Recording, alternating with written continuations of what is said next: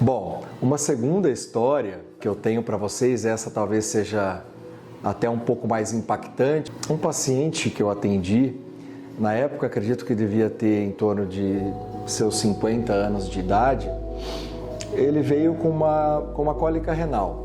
Então ele tinha uma pedra que tinha migrado ali pelo canal da urina e ele estava bastante sintomático, estava com dor, estava com náusea, enfim, uma pedrinha que não saía. E eu indiquei o tratamento cirúrgico para ele, expliquei, conversamos, tudo, e operei esse paciente. Operei o paciente, era uma tarde, fim de tarde, e geralmente a gente deixa esse paciente internado, né, pelo menos aí umas 12 horas. Esse paciente, eu passei no outro dia cedo para avaliá-lo, estava bem, tinha passado bem, tinha urinado, estava sem dor, já estava com fome, é um sinal de que o paciente de fato melhorou, né? Esse paciente, quando ele estava se preparando para ir de alta, ele se levantou e acabou tendo um mal-estar e um desmaio, né? Um desmaio súbito no quarto do hospital. E logo foi chamado o médico plantonista, eu já não estava mais no hospital. E o médico plantonista rapidamente pegou esse paciente, encaminharam ele para a sala de emergência e observou-se que ele estava com uma parada cardíaca. Eu trabalhava ainda na época no SAMU e eu vim com a ambulância do SAMU trazer um outro paciente para o hospital, para esse mesmo hospital onde estava esse paciente pós-operatório. Então, que na minha mente ele já estaria em casa naquele horário. Isso foi 1h30 depois, aproximadamente. E eu fui passar o quadro desse paciente que eu trazia, então, para o médico plantonista. Eu vi toda a equipe imobilizada ali naquela situação de estresse, reanimando um paciente. E eu perguntei se ele precisava de ajuda. E o médico falou: "Ô, Dip, é você?" Eu falei: "Sim."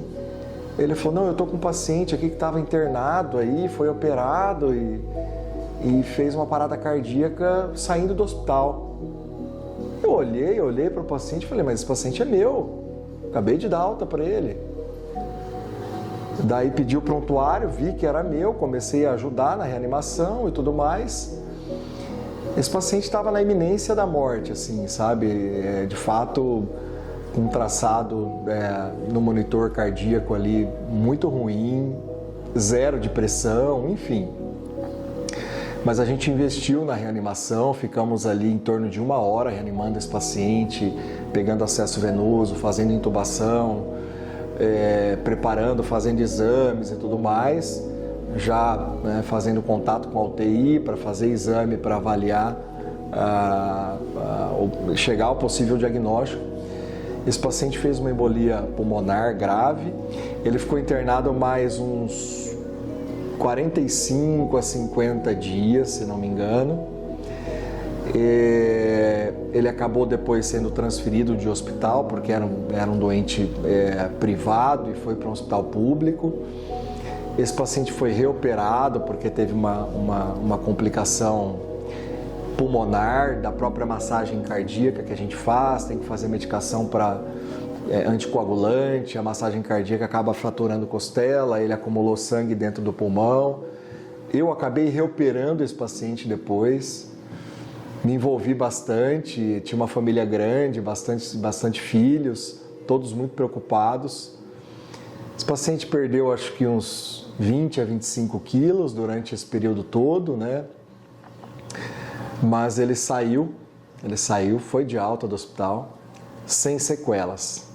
Eu encontrei esse paciente há 2 semanas na rua, saindo do hospital, e ele veio, me cumprimentou, me deu um abraço, e tem um sentimento assim também de muita gratidão, sabe?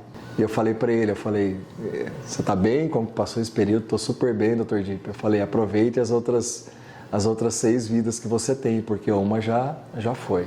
Contente, eu digo assim, que isso dentro da nossa profissão, realmente quando a gente vê uma situação dessa de morte ser revertida, isso nos fortalece assim demais.